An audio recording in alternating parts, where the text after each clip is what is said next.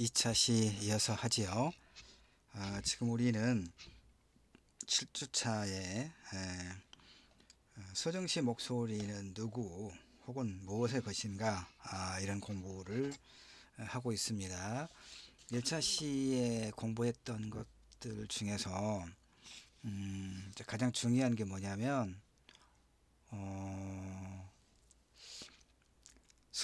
그러니까 이제 이게 필요한 거예요. 그래서 시에서 말하는 이 화자의 목소리의 주인공을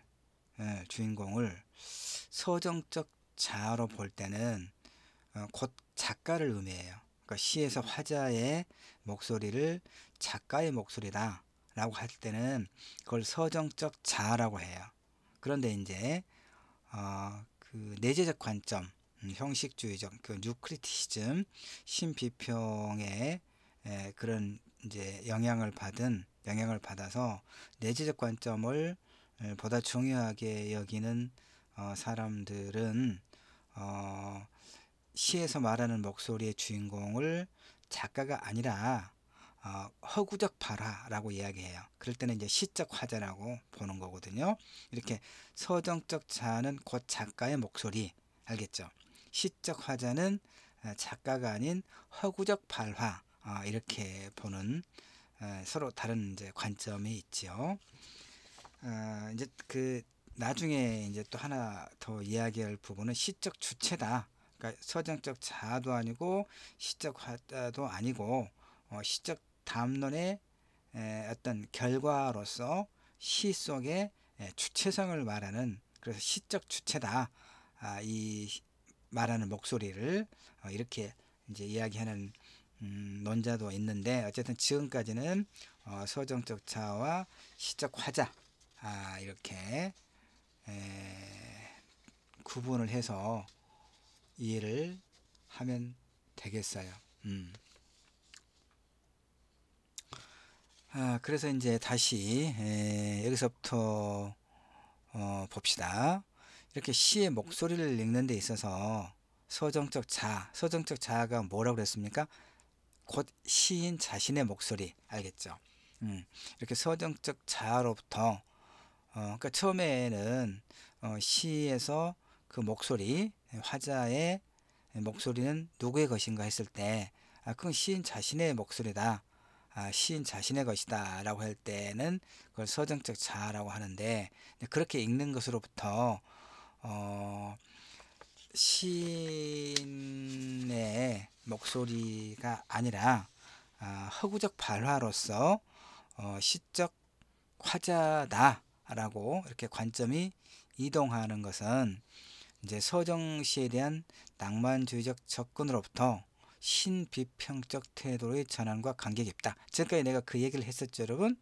그래서 시적 화자를 통해 시를 읽는다는 것은 이제 시에 나타나는 화자의 상황과 그리고 어조, 태도가 무엇인지를 읽는다, 그런 의미가 돼요. 그러니까 이제 그 시를 앞부분을 다시 그 부분을 설명해 줄게요. 화자의 상황과 어조와 태도를 읽어내면서 시적 화자라고 하는 그런 개념으로 이제 설명하는 사람들의 경우에 김소래, 어디쯤 보면 진달래꽃이 있죠. 그러니까 진달래꽃. 그래서 그 진달래꽃을 읽을 때 시적 화자, 로 읽는 경우에, 그러니까 시인 자신이 아니라 그 허구적 발화로 읽는 경우에는 그 어떤 작품 안에 화자가 취하고 있는 환송의 자세와 태도, 그러니까 나보기가 역겨워 가실 때에는 고이 보내드리오리다. 영변의 약산 진달래꽃 아름다다 가실 길에 뿌리오리다 라고 말하고 있는 그 태도를 통해서 그 김소월의 시 진달래꽃에서의 그렇게 말하고 있는 화자는 시인 자신이 아니라 시 내부에서 발원하는 시적 화자의 목소리다. 이렇게 읽는다는 거예요. 이해할 수 있겠죠? 예. 그렇게 어렵지 않게 아마 이해가 되지 않을까 싶어요. 서정적 자, 곧 시인 자신, 시적 화자, 그러면 시 자체, 시 내부에서 발원하는 어떤 화자, 허구적 화자, 허구적 발화, 이렇게 본다 그 말이에요. 그런데 이제 문제가 또 뭐냐? 그래서 이 화자가, 그래서 모든 분석의 출발점으로 삼는 화자 자체가 여전히 저자의 지위를 차지하고 있더라. 저자, 작가. 그러니까 화자는 텍스트 안에서 발생하는 것으로 간주되고는 있지만 실상 발생하기보다는 선언적으로 선언적으로 요청된 존재자로 상정되고 있잖아요. 그러니까 선언적이라는 얘기는 경험하기 이전에, 경험하기 이전에 인간이 본질적으로 지니고 있는 본질적으로 지니고 있어서 대상을 인식하는 근거가 되는 것을 선언적이라고 이야기하거든요. 그러니까 무슨 얘기냐면, 다시 김소월의 시 진달래꽃에서 나보기가 역겨워 가실 때는 말없이 보내드리우리다 라고 말하고 있는 그 나는, 즉 화자는 서정적 자, 그 시인 자신으로 읽을 게 아니라 허구적, 시 내에서의 허구적 발화, 그래서 시적 화자로 읽는다고 했을 때도 여전히 그러면 이 시적 화자는 쉽게 말해서 그럼 누가 만든 거냐 이 말이에요. 그렇죠. 그래서 서정시에 대한 연구는 작가가 아니라 화자를 발생시킨 이런 맥락을 참조하는 작품 내외의 맥락을 참조하는 것을 금기로 삼으면서 동시에 해석이 불가피한 화자의 태도 입장을 구성하는, 그러니까 요 말도 이제 시적 그 허구적 발화라고 하더라도 그 허구적 발화가 그냥 저절로 생긴 건 아니죠. 그렇죠? 그 시인이 하나의 그 내적 구조 속에서 이를테면 만들어 놓은 하나의 구성물이죠. 바로 그런 측면에서 화자의 의도에 드러난 입장과 태도를 탈역사화하는 것, 탈역사화하는 것은 이제 소위 현실의 반영과 무관하게 그런 거 얘기해요. 탈역사화하는 일은 시 안에서 역사적 계기를 지니고 발생하는 것으로 상정된 화자의 태도를 읽어내는 데 있어서 역부족이다. 이런 얘기예요. 그래서 이제 제3의 길, 제3의 길이 뭐냐면, 서정시의 목소리를 서정적 자아는 뭐라고 그랬습니까? 시인 자신의 목소리로 읽는 경우를 말했죠. 또 하나는 이제 시적 화자는 뭐였죠? 지금까지 앞에서 봤던 거, 그 허구적 발화.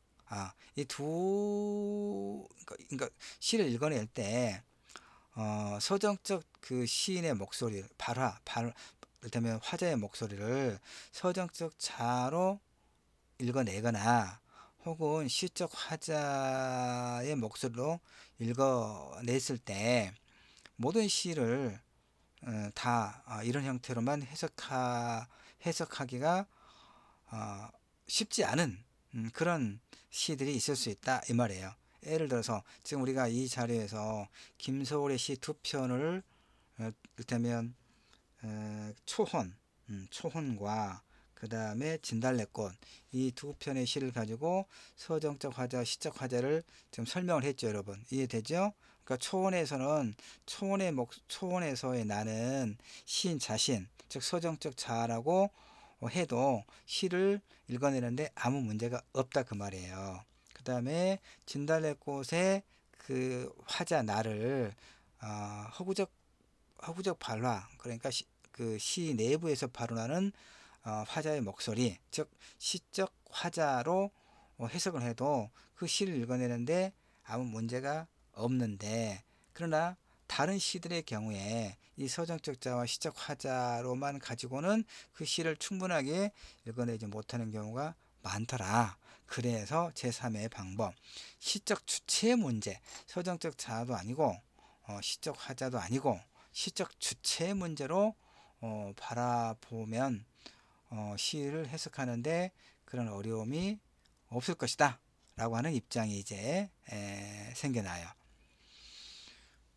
그래서 이제 이 시적 주체, 서정적 자, 시적 화자, 시적 주체, 시적 주체는 이제 누가 이제 얘기하고 있냐면, 자, 이제 그 아래 부분에서 나오겠지만 이제 다시 한번 앞에서 설명했던 내용들을 다시 한번 이제 요약해서 정리하고 있는 부분이 이제 이 장입니다. 그래서 소종시의 이 선언적이라고 하는 게 여러분 뭐라고 내가 설명했습니까? 그러니까 경험에 앞서서, 그쵸?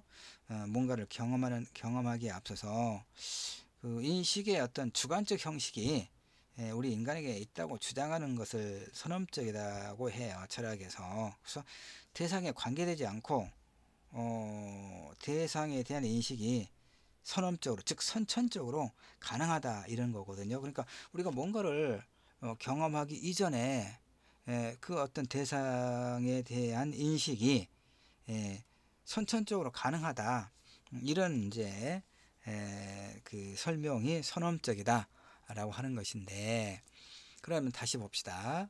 서정시의 목소리는 누구 혹은 무엇의 목소리인가 하는 질문에 대해서 가장 우선적으로 생각해 볼 수 있는 것이 뭐라고 했습니까? 서정적 자다, 서정적 자의 목소리다, 즉 시인 자신의 목소리다, 이런 얘기죠. 그러니까 많은 경우에 서정시에서 그 화자는 시인 자신인 경우가 상당히 많긴 해요.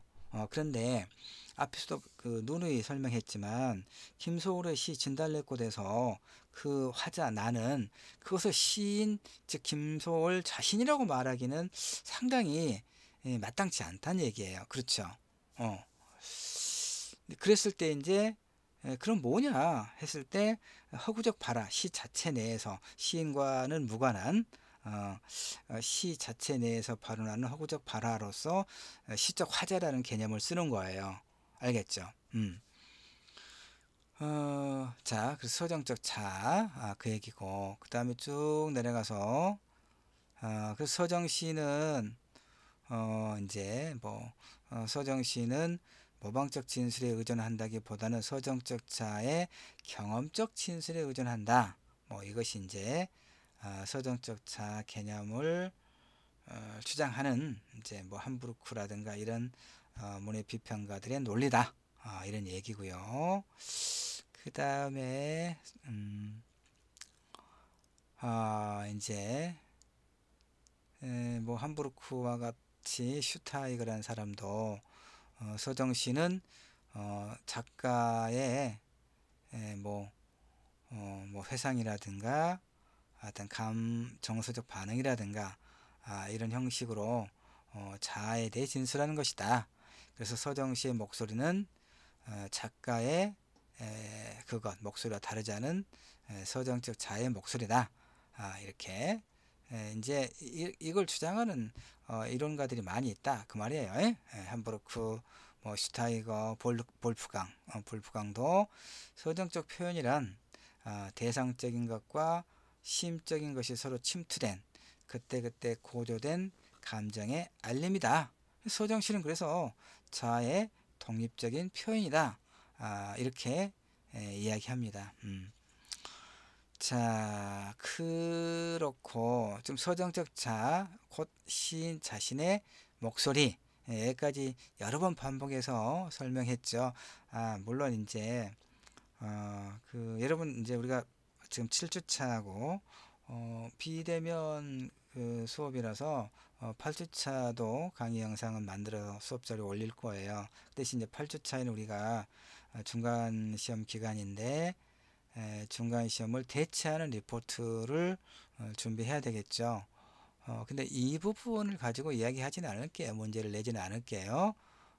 그 이제 조금 전공 영역의 이야기를 좀 많이 하고 있다고 생각이 되기 때문에 우리가 교양 수업에서 듣는 문학과 인간 수업 우리 학생들이 너무 또 지치지 않게 해야 되니까 7주차 이 설명을 듣고 이해하면 굉장히 좋겠고, 아니라도 내가 뭐 시험의 형태, 리포트 형태를 통해서 여러분이 이 부분을 얼마나 잘 이해하고 있는가를 굳이 내가 확인하지는 않을 테니까 걱정하지 말고 그냥 편하게 시에서의 목소리는 누구의 것일까와 관련된 7자의 수업을 그대로 편하게 좀 들었으면 좋겠어요.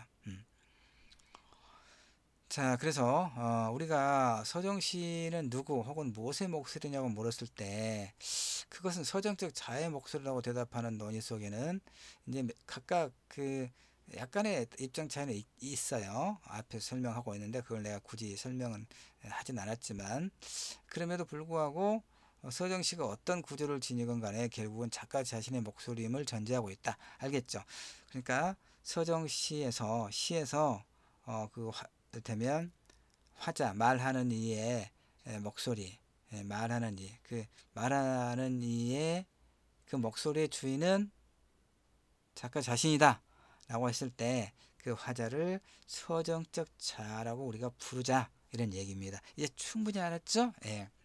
그 다음에 이제 노스럽 노스럽 노스럽 프라이는 캐나다의 이제 신화 비평 이론으로 굉장히 유명한 문예 비평가인데, 노스럽 프라이가 서정시를 엿듣는 바라다, 좀 그야말로 전문적이죠. 엿듣는 바라다 라고 규정했을 때 서정시의 목소리를 이해하는 그 맥락이 확연히 달라진다. 이 말은 앞에서 설명했던 서정시의 목소리는 시인 자신의 목소리다, 곧 서정적 자아다라고 이해했던 그런 관점과는 전혀 다른, 즉 그러니까 이제 어떤 거였겠어요. 우리가 1차 시에서 누누이 설명했던 시적 화자의 문제로 서정적 화자에서 시적 화자의 관점으로 이동한다는 이야기를 지금 또 다시 또 상세하게 시작하고 있음을 여러분이 눈치챘죠. 그래서 노스로 프라이는 서정시를 자아의 표현과 진술의 관점에서 해석하는 입장들의 기초를 제공한 낭만주의적 시론의 견해를 비판적으로 봐요. 낭만주의 시조차 서정적 자아의 무매개적 자기 표현이라기보다는 일종의 극적 진술이 돼. 극적 진술, 그러니까 그 텍스트 내에서 시 내부에서의 허구적 발화다, 그 얘기를 하고 있는 거예요. 그래서 엿듣는 발화다, 이제 이렇게 나름의 개념을 이제 새로 만들어서 자신의 논의를 이제 설명해 가요.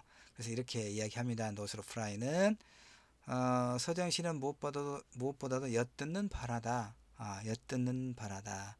보통 서정시는 자기 자신에게 혹은 그 밖에 누구, 예를 들어서 뭐 자연의 정령이라든가 시의 신이라든가 개인적인 친구, 연인, 신, 의인화된 추상적인 어떤 개념 또는 자연물 등등에게 말을 거는 척한다, 이런 얘기죠. 서정시는 이렇게 어떤 대상에게 말을 거는 척한다. 말하자면 시인은 그가 청중의 대변자가 되거나 또는 청중이 그의 말의 일부를 복창하는 일이 있다 하더라도 청중에게 등을 돌린다. 이 말은 그러니까 그 이제 1차 시에 또 설명했지만 이 소위 구조주의자들, 형식주의자들, 그러니까 문학에서 무엇을 말하는가, 내용보다는 어떻게 말하는가, 형식이 보다도 중요하다라고 보는 것이 러시아 형식주의자들의 문의 이론이었고, 이제 거기서 핵심적인 그 키워드가 낯설게 하기라고 하는 거거든요. 그러니까 익숙한 것을 낯설게 배치하거나 그런 어떤 수사적 방법을 통해서 그야말로 익숙한 것을 새롭게 좀 읽어낸다거나 이런 어떤 형식의 문제가 이제 문해미학에서 매우 중요하다라고 보는 사람들이고, 이 사람들이 이제 러시아에서 추방을 당해서, 왜냐하면 왜 추방당했겠어요?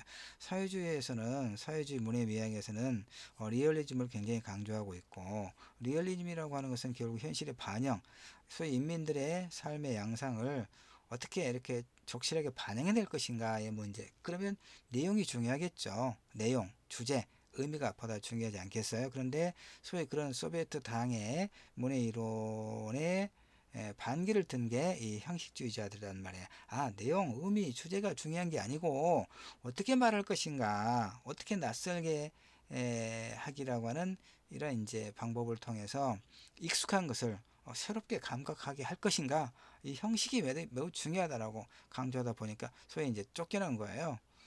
그래서 영국이나 미국으로 이제 망명을 해서 그 대학들의 자리를 잡고 자신의 이론을 이렇게 펼쳐나가요. 그걸 갖다가 뉴 크리티시즘, 신비평, 영국과 미국의 영미의 신비평, 알겠죠? 이 사람들이 이제 노스로 프라이의 바로 이런 엿듣는 바라다라고 하는 이제 이론을 또 같이 접목을 해서 이렇게 이야기해요. 이들은 작품으로부터 작가를 배제하고, 그러니까 작품을 해석할 때 그러니까 완전히 내재적 관점으로 읽자 이 말이에요. 작품을 읽을 때, 시든 소설이든 작품을 읽을 때 작가가 누구인지 상관없다. 그러니까 진달래꽃을 해석을 할 때 이 작가가 김소울이든 심령이든 상관없다라고 보는 거예요.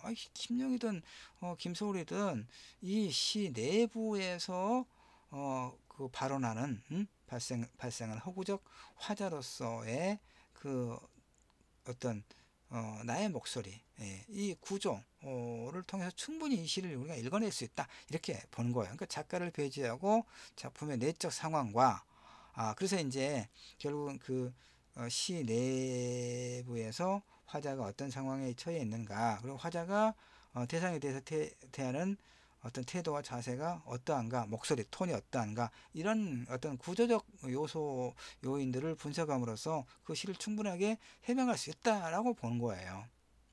알겠죠? 이제 여러분 굉장히 쉽죠? 이제 명료해졌죠? 서정적 자와 시적 화자, 서정적 자, 시적 화자, 알겠죠? 서정적 자, 시적 화자, 시적 자, 같은 얘기예요. 서정적 자, 시적 자, 이렇게.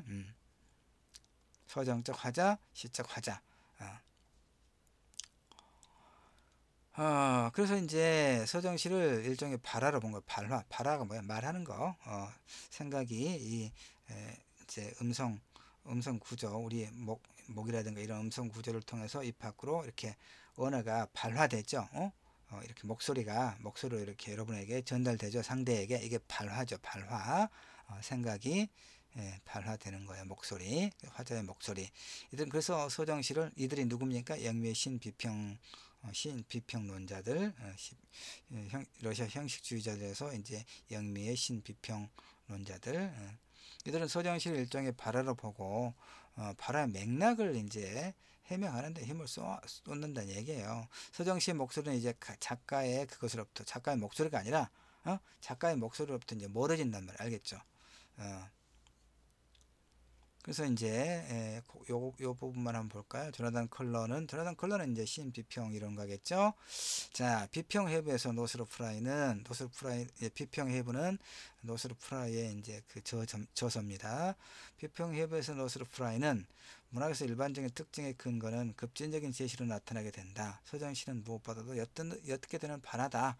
이제 우리들이 주의를 환기시키는 것은 어떤 발화를 엿들게 될 때, 어떤 목소리를 엿듣게 될 때 우리들이 특징적으로 행하게 되는 것은 어떤 전후 상황을 상상하거나 재구성하는 일이다, 이런 얘기죠. 목소리의 의도를 분명하게 함으로써 우리들은 화자의 마음가진 상황, 의도, 관심 및 태도를 추론할 수 있을 것이다. 이러한 점은 대략적으로 신비평에서 확대시켰고, 예를 들었던 서정시에 대한 접근에 해당하는 것이다. 신비평은 광범위한 경향과 영향을 일으켰던 서정시의 유일한 이론으로 남아있게 됐다. 유일하게는 뭘까? 이런저런 이론이 같이 공존하는 것이죠. 그래서 시에서 화자의 목소리에 귀를 기울인다는 것은 시를 특정한 맥락에서 발화로 간주하고 그 발화를 엿듣는 입장에서 발화가 행해지는 전후 맥락을 상상하거나 재구성해서 목소리의 의도를 분석함으로써 화자의 태도를 추론할 수 있다, 이렇게 보는 거예요. 그러니까 엿듣는 발화라는 얘기는 우리가 시를 읽을 때 시에서 목소리, 예? 목소리 우리가 엿듣는다고 보는 거예요. 그러면서 그저 화자는 어떤 상황에 있을까? 아, 이별의 상황. 그럼 이별의 상황에서 그 대상에 대한 태도는 뭐지? 의도가 뭐지? 그러니까 그 이별을 그래 뭐 잘 가라.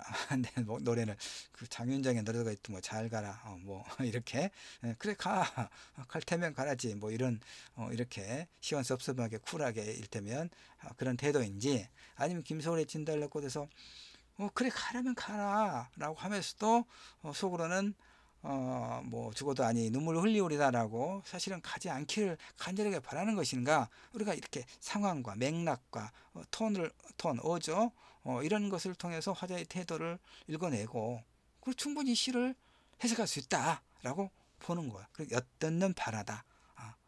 이해되죠? 자, 일단 여기까지 해서 2차 시 멈추고 조금 쉬었다가 또 3차 시에서 계속 할게요.